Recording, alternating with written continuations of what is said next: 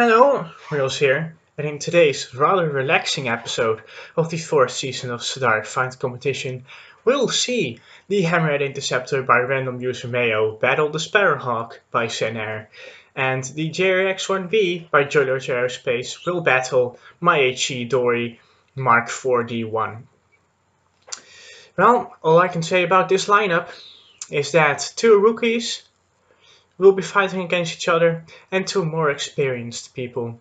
Make of that what you will, as it is time to go to the battles and to the runway. And now that you know the matchups, the amount of time it'll take to get through the matchups, and the amount of battles we'll have today, and it's time to kick this after Christmas episode of the Cedara Fight Competition off with the Hammerhead Interceptor and the Sparrowhawk. As I hinted at in the flight test videos, the Sparrowhawk could be a very good competitor, but hey, maybe the Hammerhead Interceptor can throw up a surprise, like the TFD 6 Mamba did last time out. It's all to play for, as we start the competition for the first round of the first match of Cedara Fight Competition Season 4 Episode 5, which I kept getting wrong last episode because that was Episode 4. As the Hammerhead Interceptor had a slight bit of difficulty taking off there, a slight bit of vibration, but it took off and it took off fine. So I'll just look over that. You might notice that the lighting is better now. I time warped a little bit here, so that on my phone the screen will appear brighter and you'd see much clearer as competition starts. You see, there isn't much difference between daytime and getting towards nighttime in my computer, so and there is on my phone. So that's why I made that decision. Anyway, moving on to the competition, it's the Hammerhead Interceptor flying towards the Sparrowhawk and the Sparrowhawk flying towards the Hammerhead Interceptor. And once again, the planes are armed with different armaments. Of course, again, Vulcans against M230s. As it is the Hammerhead Interceptor trying to get behind the Sparrowhawk. However, the Sparrowhawk shows its superior maneuverability and shows that it can get behind the Hammerhead Interceptor. However, the Sparrowhawk chose for the other Interceptor to chase, and well, that's what he did, and that's what he's going to try, as his Hammerhead Interceptor hasn't had any Sparrowhawks interested in it yet, or at least shooting at it, as it's now turning towards one of the Sparrowhawks here, which is undoubtedly flying towards this Interceptor. It's firing on the Interceptor now with just two Vulcans, and apparently it went for the other Interceptor. Well, that was my guess, but I mean, it looked for a while there that it was going towards this Interceptor, not its wingman. Anyway, the Sparrowhawk has gotten on the back of this Hammerhead Interceptor and is interested in firing. And there those Vulcans go. A little bit of firing here, but it's just the Hammerhead Interceptor dancing out of the way. However, it could not prevent damage to the front of the aircraft, now a little bit towards the rear of the aircraft, as it has now lost all intake power. Ooh, it should have had some backup intakes there. Oops. Well, all hopes now on the other Hammerhead Interceptor, which will now have to fight an effective 2v1, although it is, quite honestly, just a 2v2, since the other Hammerhead Interceptor is still in the air. As this Hammerhead Interceptor shows, it means that one Sparrowhawk can get distracted, and, well, the Hammerhead Interceptor still has a chance. Although that wingman has now crashed, and there's an awful lot of hits coming from those Vulcans of the Sparrowhawk flying behind this Hammerhead Interceptor. As the Sparrowhawk is truly trying to get the interceptor out of the way. However, it is kind of failing. The other Sparrowhawk having to join in a 2v1. And now that pretty much all rear control surfaces are gone, I don't think that the Hammerhead Interceptor stands much of a chance anymore. As all the Sparrowhawks will look to round off a very easy one hill here. The Sparrowhawk kind of being quite good at aiming, not good at it as the best of the craft entered in this competition, but it is quite good at it and has proven to be quite more maneuverable than the Hammerhead Interceptors. As here, it is once again trying to take it down. However, the Vulcans aren't landing any hits. However, now that I've said it, some hits have landed. However, no explosions have been detected as of yet. Sparrowhawk, well, takes down the antenna on top. As far as I can see, no, it's actually not the antenna, it's something else. Well, I can't spy it exactly from here. But it is surely clear now that the Hammerhead Interceptor does have the inferior maneuverability, and I quite honestly think that is because of the wing positions. As the Sparrowhawk is again trying to take it down. Now all yaw control has been taken out here. The Hammerhead Interceptor heading towards the ground. However, trying to stay away from it, which it does nicely. Still having a little bit of control surface here. It's pitch only enabled, so it can't roll. That's going to be quite difficult again to stand any chance against these Sparrowhawks. The Sparrowhawks once again fire on it, and it is yet more damage. It is now both the airbags gone from what I can see.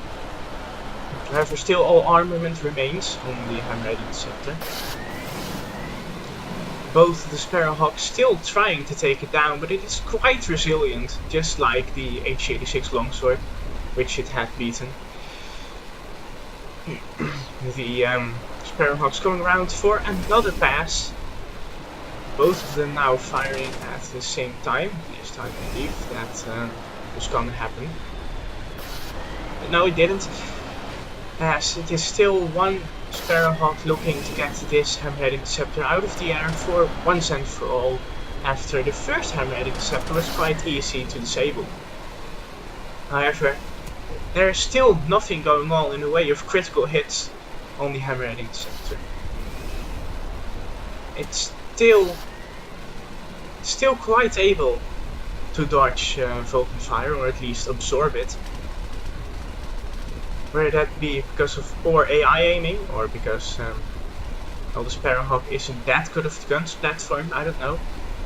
However, what I do know is that the Hammerhead Interceptor does have a slight bit of a chance here.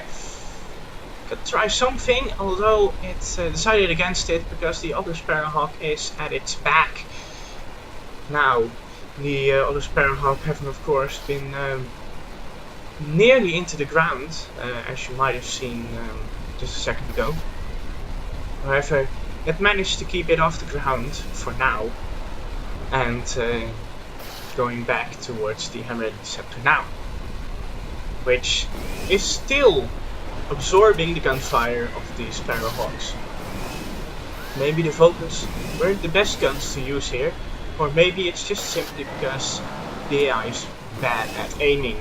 I think it's the latter, to be honest, as it is yet more gunfire, as one might wonder when the Sparrowhawks will run out of ammo.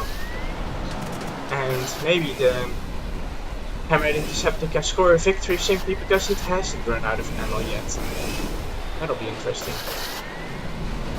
Liquid fuel, however, I don't think it will run out of liquid fuel before the Sparrowhawks will, as it is yet absorbing more gunfire from the Sparrowhawks. Again, one of the Sparrowhawks nearly crashing into the ground, but that is it for the Hammerhead Interceptor. The middle got taken out, and well, with just the front remaining, there's no drive and no armament, and thus no hope for the remains of this last Hammerhead Interceptor. And thus it is a 2-1 for the Sparrowhawks. As we move on to the second battle of today, at least the second round of today. And a 1-0 advantage for the Sparrowhawk. It'll be interesting to see how the Sparrowhawk behaves once we fly on board with it.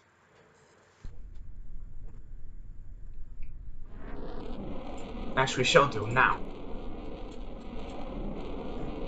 Oh yeah, this switching thing with PRE is a little bit annoying. Anyway, time to fly on board with the Sparrowhawks and start the competition. It is then, he's of course taking off first. The Hammerhead Interceptor is having a slight bit of an issue with taking off with his landing gear, as I pointed out in my flight tests. And well, they are off now, so all went well, and it has shown once again that good landing gear positioning can mean everything in such a takeoff. Both Sparrowhawks flying around each other. You should be careful of not hitting each other here. Both the Hammerhead Interceptor flying away from the Sparrowhawks, of course, too. Now that the competition has started, it's of course now time to fly towards the Hammerhead Interceptors. One thing that I'm quite interested in with this Sparrowhawk is that both control surfaces here on the front move for pitch, which well, that's quite neatly done as we approach the Hammerhead Interceptors here. One of the Hammerhead Interceptors leading the other, as the Vulcans are firing and the MT-30s are firing too. It is now time once again to engage each other. The Sparrowhawk opting for a slight bit of a straight line, and then turning towards the Hammerhead Interceptors. Turn of course towards the closest Hammerhead Interceptor, because that makes the most sense. Firing those Vulcans for a very, very long time and not having had any hits so from what I could see. Now turning around to do another pass on it. Actually here, one of the Hammerhead Interceptors behind the Sparrowhawk, let's see how that's going. Well, it's able to dodge that anti-30 fire. And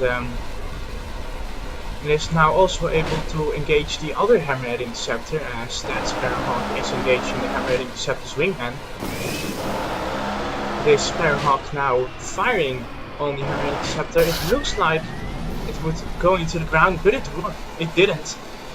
It neatly dodged the ground there as it was trying to get away from the Sparrowhawk, which it has successfully done. The Sparrowhawk now having to do another loop and engage once more at 2 kilometer distance, roughly. That then being an advantage for the Hammerhead Interceptor. However, what isn't an advantage is just presenting your sight like that and making the Sparrowhawk close in on you. Sparrowhawk having to once again abort its gun run. Having to gain some altitude here, and now once again turning towards the Hammerhead Interceptors.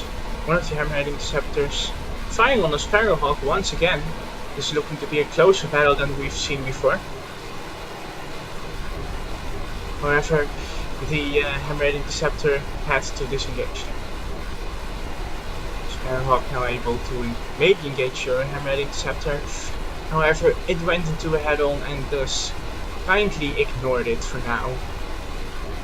It now closing back in on the tail of the Hammerhead Interceptor, which again chooses to present its side for this Sparrowhawk. Of course, the side of the Hammerhead Interceptor being longer than the back or the front, thus providing a higher chance of hitting it. Which is now questionable strategies from the AI, but not tolerated for now, as that Vulcan fire is really looking to do some damage, as there some bits go poof, but it can still fire the engine, so it will probably be okay for now. However, this is very, very close, and you can see here that if the Sparrowhawk had a mid-mounted Vulcan, it maybe would have hit the Sparrowhawk there again and would have taken it out. I mean the Hammerhead Interceptor, of course, if you're flying towards the Sparrowhawk. Now trying again on the Hammerhead Interceptor. there some more debris goes flying. I think that's maybe even one of the engines, or one of the engines, well, one of the wings there, as it is now really struggling with maintaining control. As I can confirm that it's your control, and now it's both the wings clipped off. An expert move from the Sparrowhawk, basically crippling one of the Hammerhead Interceptors. Let's see how they're doing. The other Hammerhead Interceptor has also taken some hits, can now not yaw anymore. However, it can still fight, and thus it will still try to put up a fight against this Sparrowhawk, which it is behind. However, there's a slight bit of slow roll rate here, as it fires the empty furnace now towards the Sparrowhawk. Looks to be a bit inaccurate here, very high on the target, as it nearly does a mid-air collision with it. Doesn't really look good for the Hammerhead Interceptor here, for the remaining Hammerhead Interceptor, as the other has now crashed into the ground. Thus, meaning that both Sparrowhawks will once again be firing on the Hammerhead Interceptor, looking to do more damage than just, well, what it has already as well. It appears as though the elimination of yaw isn't enough to get this Hammerhead Interceptor down, as that Sparrowhawk actually did a successful head-on attack on this Hammerhead Interceptor, which now crashes into the ground, which makes it a 2-0 for the Sparrowhawks. Looks to be a quite easy one for them here. As we'll move on to the final round, once again flying aboard with the Hammerhead Interceptors. It is now quite obvious who will win. However, we fought that last episode. And last episode, the Mama clawed it back. Let's see if it will happen again in the possibly final match. Final round of the first match of the 5th episode of the 4th season of the Cedara fight competition. That is quite the mouthful. And that's also why I said it. As the Sparrowhawk takes off, it is the Hammerhead Interceptors, of course, lagging a little bit behind on the takeoff. And then now taking off. Maybe even this Whiplash engine mounted is not helping the Hammerhead Interceptor. Because as far as I know, the Whiplash is designed for speeds above 300 to 400 meters per second, which the Hammerhead Interceptor, from what I can see, has never ever reached. So yeah, maybe it should have been a panther or some tigers slapped on the back of this Hammerhead Interceptor. However, there's no turning back now, as they have to turn towards the Sparrowhawks. This Hammerhead Interceptor having a slight bit of difficulty pointing the craft in the correct direction, which makes sure that the Hammerhead Interceptor's wingman is now more than a kilometer in front, which does provide an advantage for the Hammerhead Interceptor. However, it's no advantage that I can prevent. Here now, the Hammerhead Interceptor is immediately engaging the Sparrowhawks, with the Sparrowhawks not even having a chance of firing any bullets towards the Hammerhead Interceptors. It now turning back on the Sparrowhawks, one of the Sparrowhawks here, interested in the other Hammerhead Interceptor. It could be a mistake here, however the other Sparrowhawk has now engaged this Hammerhead Interceptor. Now this Hammerhead Interceptor actually behind on the Sparrowhawk. Can it fire once more? It can. However, it's again aiming way too high here. And it is having a slight bit of difficulty with the rolling, as the Sparrowhawk here closes on the Hammerhead Interceptor, looking to do some fatal damage from close range. However, it had to disengage, as, well, the other Sparrowhawk is also engaging the Hammerhead Interceptor's wingman here. Let's just get a better view here. It's the Sparrowhawk on the back of the Hammerhead Interceptor there, firing on it, looking to do some damage. However, it is this Hammerhead Interceptor looking to also do some damage. A bit of an overpitch there. Could have used more stability perhaps, as there its wingman gets a little bit of damage in. That's not posing as a good message for this Hammerhead Interceptor, which is now also has Sparrowhawk on the back of it. Will it make it? Yes, it will. Will the other Hammerhead Interceptor make it from the ground? Yes, it will also. They both dodged the ground expertly there. in a bid to avoid the Sparrowhawks. However, the Sparrowhawks can't be avoided for too much longer, as there are more hits from the Vulcans, and it is surely a death for the Hammerhead Interceptor here, as it is a slight bit above the Hammerhead Interceptor here. This the tiny turret it poses from the horizontal section, proving to be a slight bit of difficulty for the Sparrowhawks mountings of those Vulcans. Perhaps the better mounting of the Vulcans, or even the first Vulcan, would have helped the Sparrowhawks in defeating the Hammerhead Interceptors more easily. However, it is still yet the Sparrowhawks on the back of the Hammerhead Interceptors. Sparrowhawks then, for the reasons aforementioned, will be better in dealing with craft such as the TFD6 member, I'm sorry, as the Hammerhead Interceptor once again tries to engage the Sparrowhawk, but its poor maneuverability doesn't allow it to do much damage against it. Now once again on the path of engaging a Sparrowhawk. However, it has to dodge more gunfire from its wingman, as it's actually a friendly there. However, the Sparrowhawk is again on the back of this Hammerhead Interceptor, which has now been taken out. It's quite awful for the cause of the Hammerhead Interceptors. This Hammerhead Interceptor nursing some damage. It'll surely just be a matter of time before it will get taken out here, and it'll be an easy 3-0 for the Sparrowhawk, which will mean that we'll have to do the final battle of the qualifiers in this same episode. It'll be then the JRA X-1b against my lovely Hz Idori Mark 4, I believe, D-1. But that's yet a topic for later on in this episode, as Sparrowhawk once again engaging the Hammerhead Interceptor here. More damage taken, more hits, but no explosions yet, or no poofs. It is the Sparrowhawks still trying to take out the Hammerhead Interceptor, taking yet more damage here. It is the remaining of the back control surface gone. And there, again, the middle is striked, and the Hammerhead Interceptor has no choice but to concede to the superior Sparrowhawk with a 3-0, as it is time to load up the final battle of the qualifiers and load up the JRA X-1b and the Hz Idori MkIV D-1. I'll see you back in the runway in a sec. Well then, with all the craft set up for the final battle of the qualifiers, it is the Hz Idori facing off against the JRA X-1b.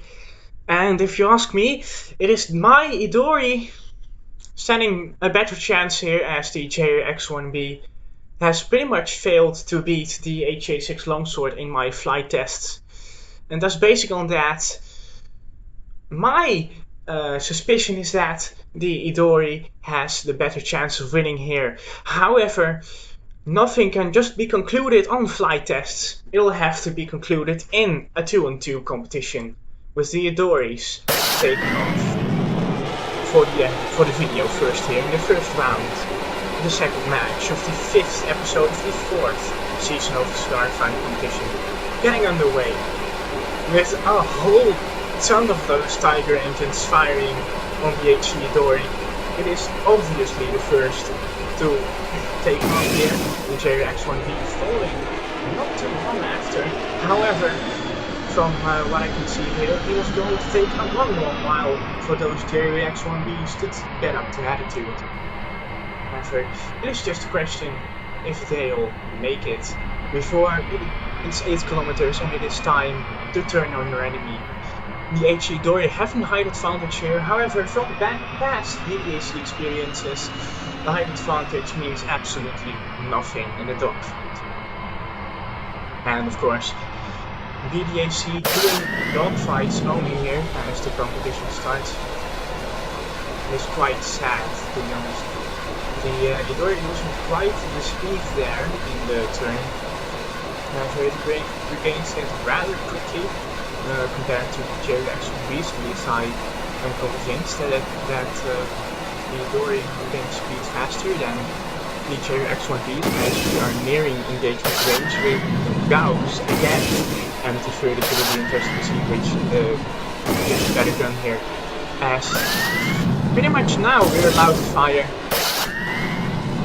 The X-1b is taking advantage of it. It is actually some damage there from the Idori, for the Idori, not from the Idori. Let's see what it is. I mean, it could be some roll control surface damage. It surely is struggling a little bit here to roll.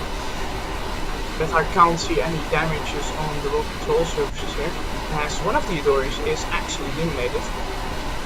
How did that happen? I can't see. So it's probably crashing to the other Idori fires on the JRA X-1b. The JRA X-1b just exploiting that lower altitude in the beginning here to do some damage towards the Idoris and pretty much put the first advantage towards itself here. However, the Idori is facing the JRA X-1b. It took some damage there, just one wing surface, but it could matter a whole ton here as it is a 2-1 advantage situation here for the JRA X-1bs. The Idori struggling here for control because, well, it isn't the best on the roll, and now that it has a slight bit of instability issue with the compole, as I'd like to call it, it will of course struggle to maintain control. More damage taken, as you might have seen here earlier. However, it is still flying, and it is still going to try and mount a challenge towards the JRA X-1bs.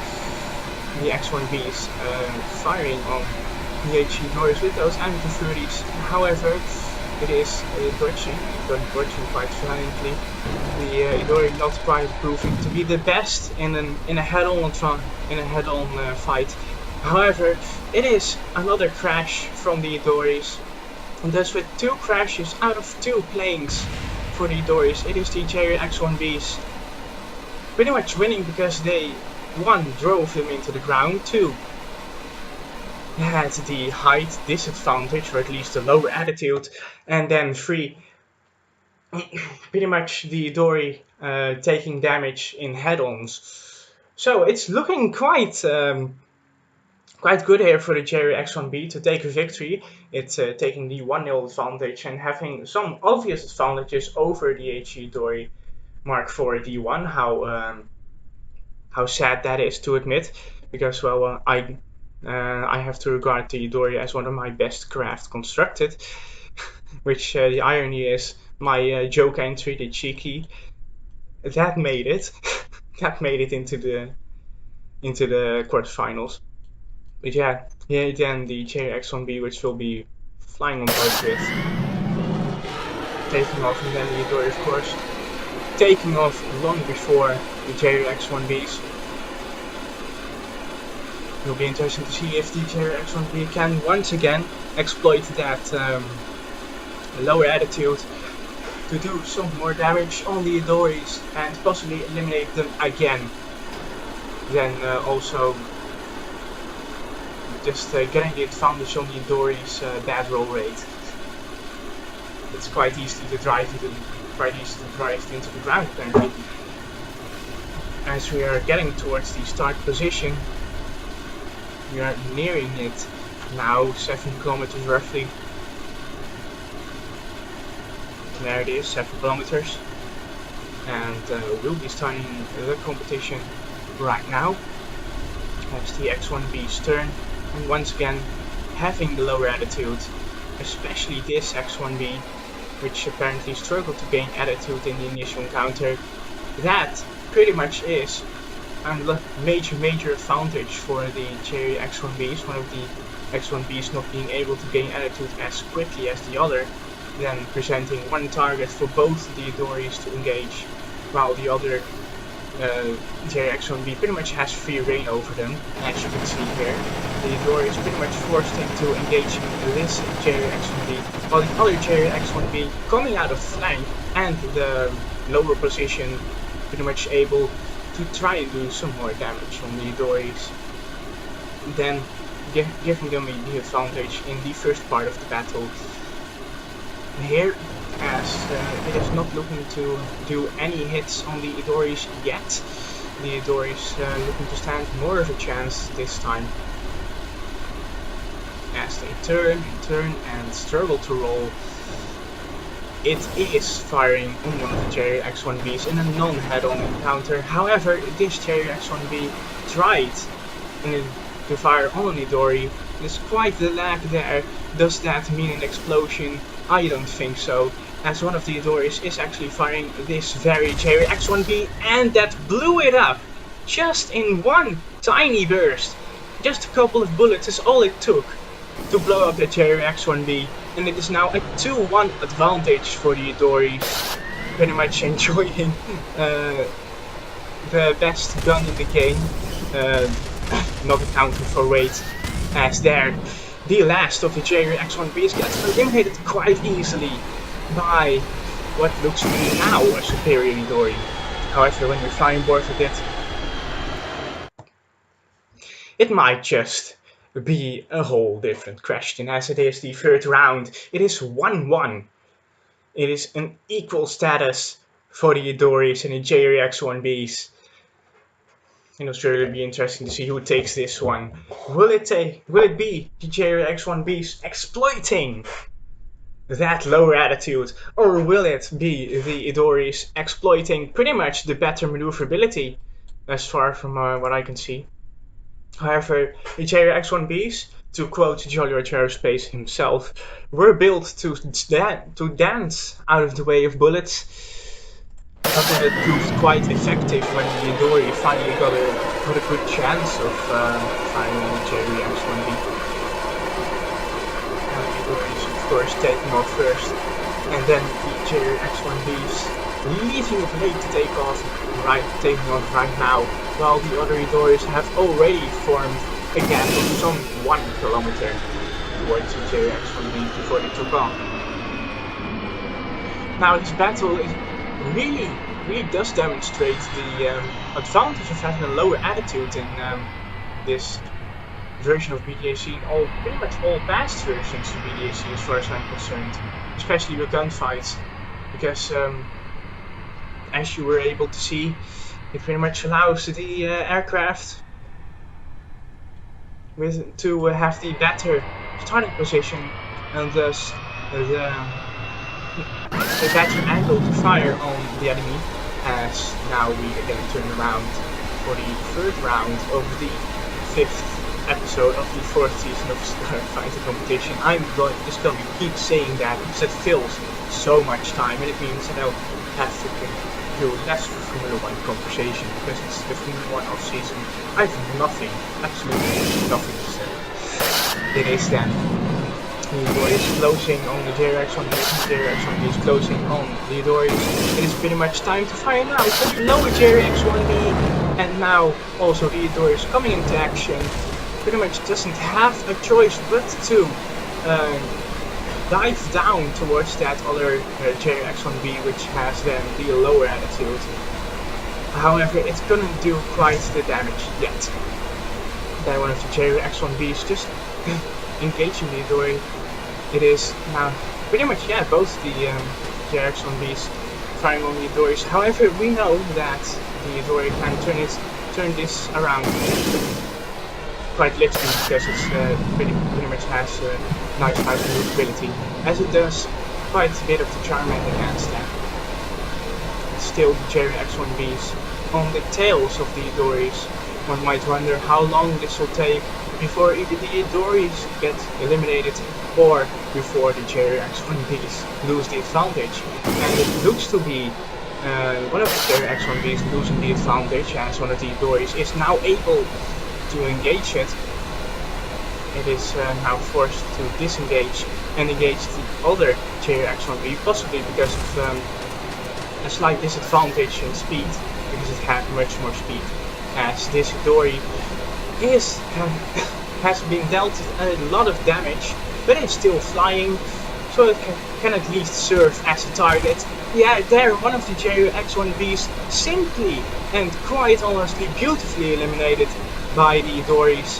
This Idori, struggling to fly with the damage remaining, is then pretty much up to this one to eliminate the remaining JRA X-1b, which will surely be looking to attack the other Idori, which it does, and that might be the final fatal mistake that'll nail the final nail into the coffin for the JRA X-1b's in this round. The Idoris, this Idori now diving on the JRA 1xb.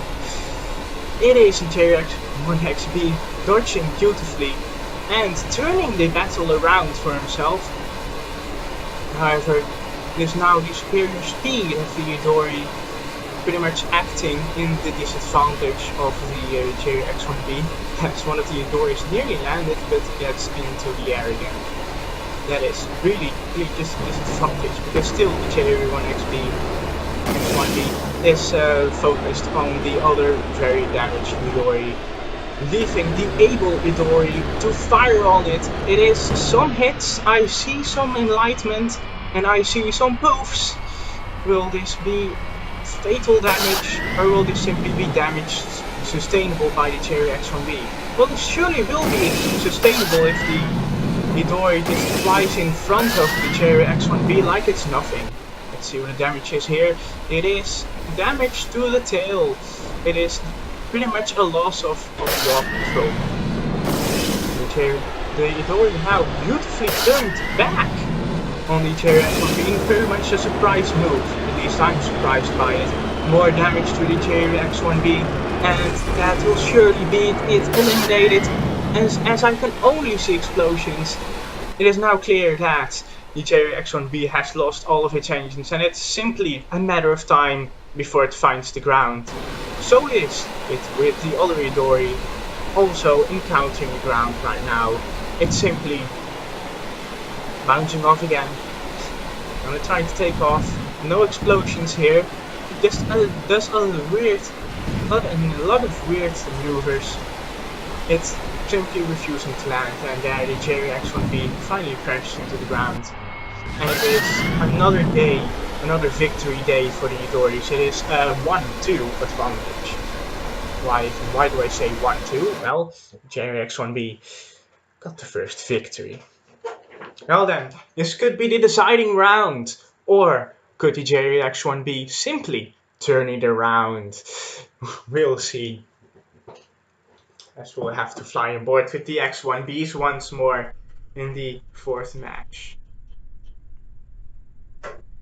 It's just going to be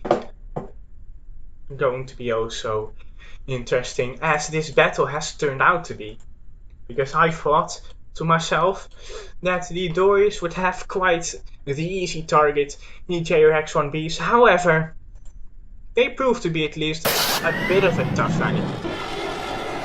As I'm quite honestly sure that it is some simple AI tweaking that I didn't do, which is granting the X-1b an advantage, because, well, with AI tweaking I could have gotten the Idori down to the floor pretty much, if that could have provided an advantage to it. Whereas I couldn't see an advantage in putting it down to the ground, because my other craft don't put it down to the ground either.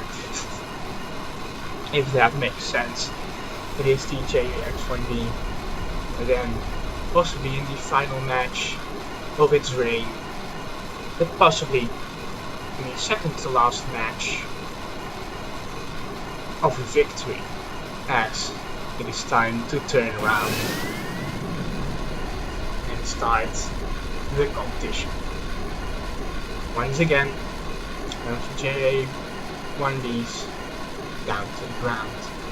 These planes have just been beautifully tweaked on the AI. However, I reckon that the dancing out of the way design is proven to be quite the disadvantage to it at some points. However, in other points it is quite the advantage. So yeah, it remains to question if that was a good design initiative as we engage with the focus now with the Verdes and the Gauss now being clear that one of the Idoris is being engaged by both the X-1bs. Oh no, this X-1b actually pitching more and going towards the other Idori with the height, with the lower height.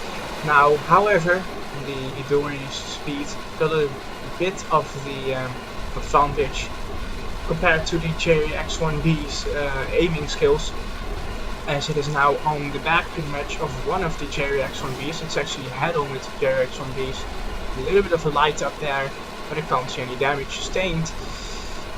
It's only a question where the other Idori is. It is there, right in the ideal position to do some fatal damage towards this JRA X-1b.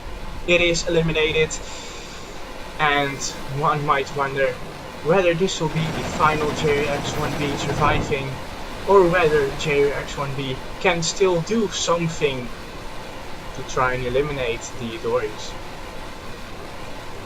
However, it's quite clear to me that it's a 2v1, and it's surely the end of the JRA X-1b, as yeah, it pretty much got sniped by a few bullets, caught in the crossfire of both the Idoris, as the Idoris managed to advance to the quarterfinals despite the bad roll rate. Quite happy with that result. Well then, with all the planes for the qualifiers known, it will be the question what will happen in the new year. Which, of course, we will have a CFC upload in the new year, pretty much the first Wednesday. If you ask yourself why this is uploaded on Wednesday instead of Thursday, that would be the first game, sorry. Well, Christmas. Anyway, it is quite the nice early birthday present. It is the Idori taking victory along with the Sparrowhawk. The Sparrowhawk doing it more decisively than the Idori though. I hope you enjoyed the video. I hope you enjoyed this year of CFC videos, this year of Hojoz videos, and I'll be happy to see you in the new year. Here's Beer Credit with Boys Club.